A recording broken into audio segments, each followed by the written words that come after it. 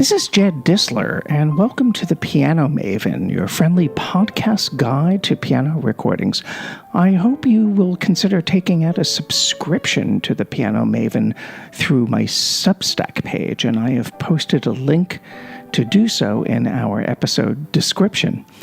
Paid subscribers get free downloads at the beginning of each month, and every now and then we will have a Zoom hangout so we can all meet in person online.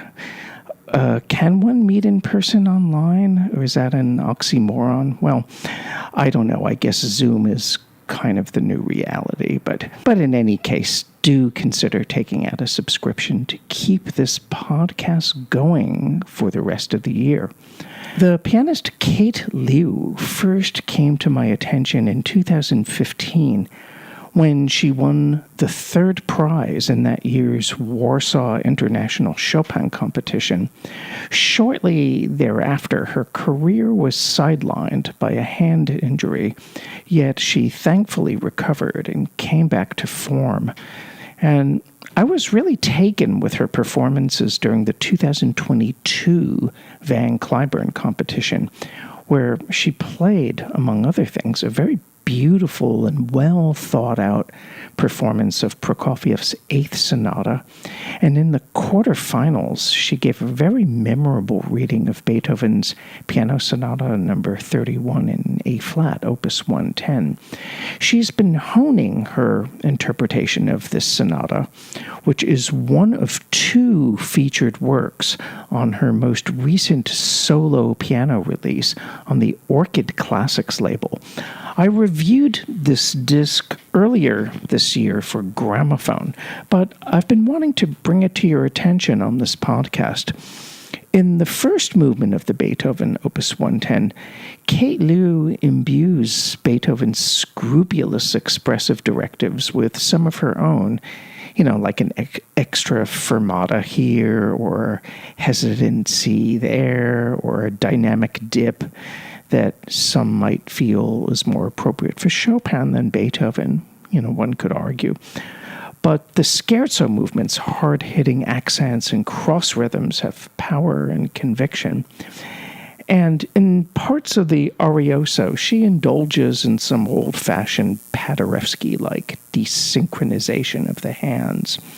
But her way of building up the fugal textures reveals careful scaling of dynamics and smartly organized tempo relationships, and her sound is beautifully full-bodied as well.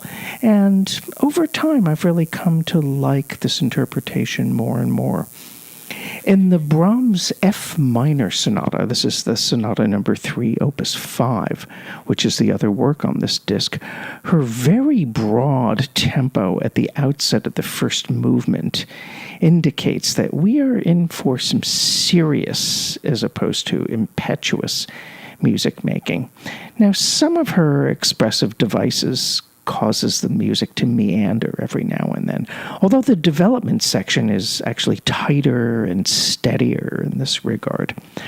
But Kate Liu's expressive and expansive frame of mind spills over into the andante, where those little hairpins and holdbacks really suit what the music has to say.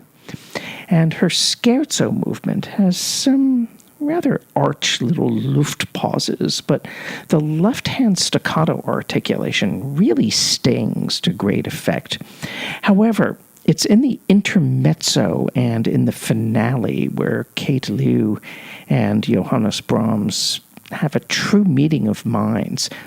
Each fragmentary phrase at the finale's outset has its own character and kind of keeps you guessing as to what it is that Brahms is going to serve up next. You are listening and you're kept guessing. The sense of the playing is kind of, playing up Brahms' unpredictability.